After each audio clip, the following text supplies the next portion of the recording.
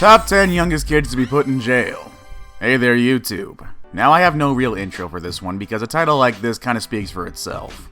The children listed here are nothing more than cold-blooded killers and honestly deserve everything that's coming to them in this entire list. So without further ado, here are the top 10 youngest kids to be put in jail. Number 1. Danny and Ricky Freddie, 13 and 12 years of age.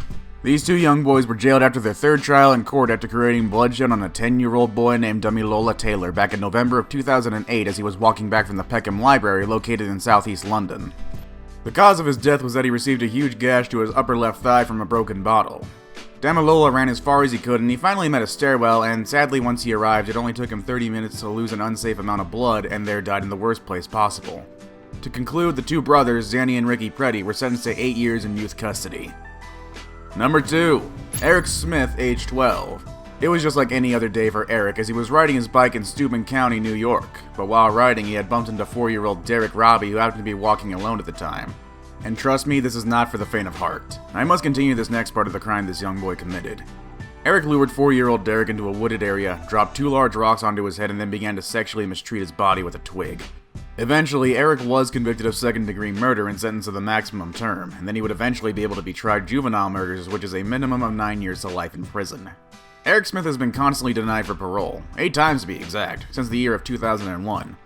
Only in 2018 will Smith be able for parole. The court psychologist said that because Eric expressed the event without any emotion, he could never be fully rehabilitated and released into society. Number 3. Lionel Tate, age 12. Lionel Tate is the youngest American citizen to ever be sentenced to life in prison without the possibility for parole.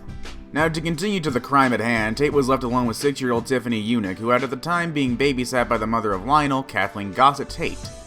After only 45 minutes of playtime with the little girl, Tate anxiously called for his mom saying that Tiffany wasn't breathing, because what the mother didn't know is that Tate had the little girl in a headlock and banged her head on the table. Her injuries were so severe they ranged from a lacerated liver to a fractured skull, broken rib, and a swollen brain. The prosecution said her injuries were consistent to those that would have sustained if she had fallen 3 stories to the ground. Tate stomped on the helpless girl until she couldn't fight the constant blows to her upper body. Despite the drastic events that took place in this crime, the prosecution joined plea for leniency in the sentencing and had offered to help with Tate's appeal in court. He was released on the condition of 1 year's house arrest and 10 years probation despite his leniency in court. Tate then chose to commit further crimes of the same caliber as 6-year-old Tiffany Eunuch's. Lionel Tate is planning to be released for parole in the next year, 2018, and I'm hoping he kinda gets denied it. Number 4. Joshua Phillips, age 14. In 1998, Joshua Phillips gave his statement to the police that he was apparently playing with a baseball bat at his home in Jacksonville, Florida, when he hit 8-year-old Maddie Clifton in the eye, causing it to bleed. Phillips said that he had claimed that he quickly panicked because of the fear of his father's reaction, and for some reason the most rational decision was to strangle her with a phone cord and stab her 11 times. Joshua then proceeded to hide her body in the pedestal part of his waterbed, where his mother then discovered her body some weeks later. While the autopsy didn't reveal any kind of sexual assault, Maddie's body was found bare from the waist down. The murder appeared to have been motivated by the fears of Phillips' abusive father, who would have done awful things if he found out that he hurt his little sister. In the end, Phillips, who had no history of violence, was charged as an adult with murder. He was also found guilty in the court of law of the murder in the first degree and sentenced to life in prison without any chance of parole. Number 5. Craig Price, age 15. At the age of 13 in 1987, Price broke into the house 2 doors down from his current unit and impaled 27-year-old Rebecca Spencer 58 times, resulting in her death. Price hadn't become suspect of that case until confessing to the murder 2 years after the incident. Following the murder of Rebecca Spencer, Price went on to kill 3 other neighbors while he was high on marijuana and LSD. The victims after Rebecca Spencer were Joan Heaton, 39 years old, and her 2 daughters, Jennifer, 10 years old, and Melissa, 8 years old. They were speared over 30 times. Their wounds went so deep that the handle of the murder weapon had broken off, hence leaving the blades in the victims. In court, Price showed no emotion, and to further prove that statement, he then went on and mimicked the dying cries of the Heaton girls. Price refused to undergo psychological testing because fearing the results would cost him life in prison, so instead he was jailed for 25 years. But due to his violent behavior behind bars, it doesn't seem too likely that he will be released in that 25-year time expectancy.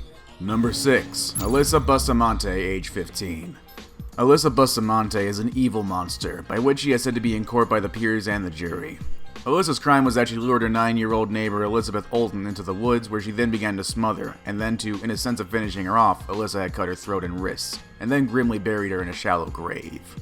Bustamante was a teen who had a troubled history of depression, self-harm, and numerous suicide attempts. She described the killing in her diary as this: "It was amazing. As soon as you get over the feeling of, oh my god, I can't do this feeling, it's pretty enjoyable.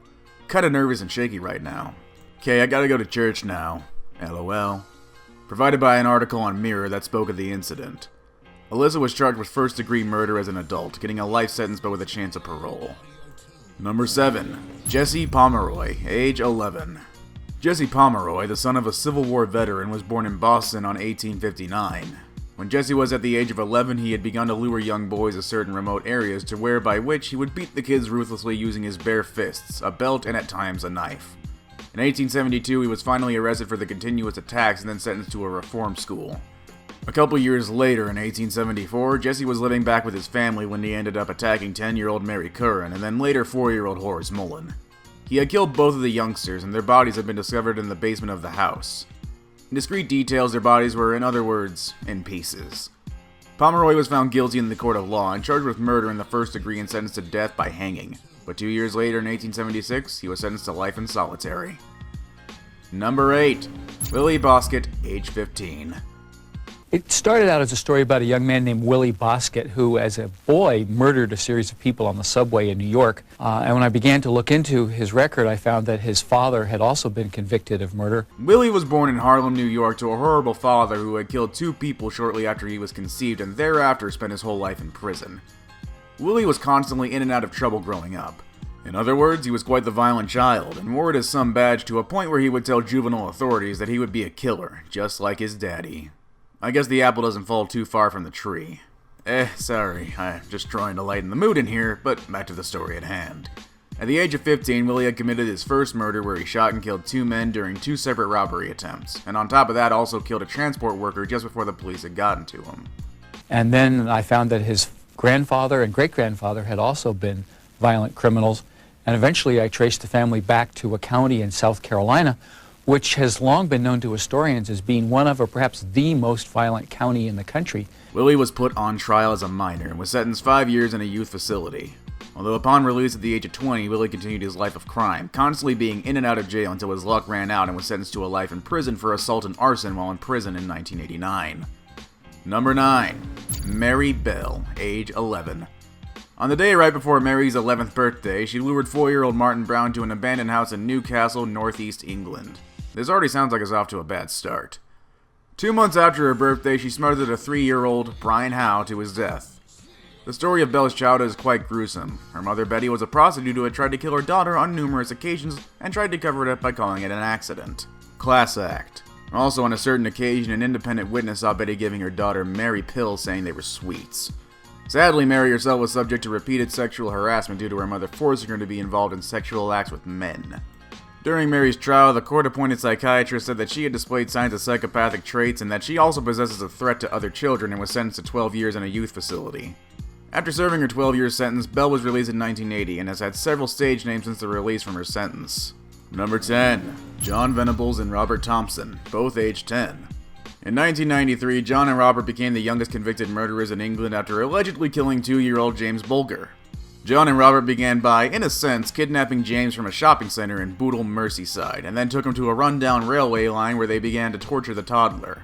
In vain, I must go on to tell the rest of the crime, and, again, it's not for the faint of heart. The 2 boys then threw paint in the eyes of the infant, kicked and stomped on him, threw bricks and stones at him, and then to finish him off, dropped a 22-pound iron plate on him. The autopsy stated that there were 42 injuries in total, and that nobody could be isolated as causing the fatal injury. John and Robert fled the scene with the 2-year-old James Bulger laid across the track weighted down.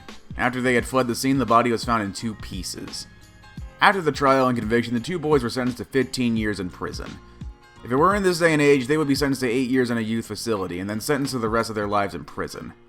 God, what horrible kids. I truly hope they're paying for what they did to that infant. Sorry, this list is actually really hard to talk about. And that is our video for today, everybody. So tell me, who do you think was the worst child in this entire list? Do you think that most of them deserve to be locked up for life, or do you think there are circumstances behind it? Let us know in the comments below, and while you're at it, why not hit the bell icon to stay updated on all videos we put out for this lovely, lovely channel of ours. With that said, I'm heading out, and I'll see you all in the next video.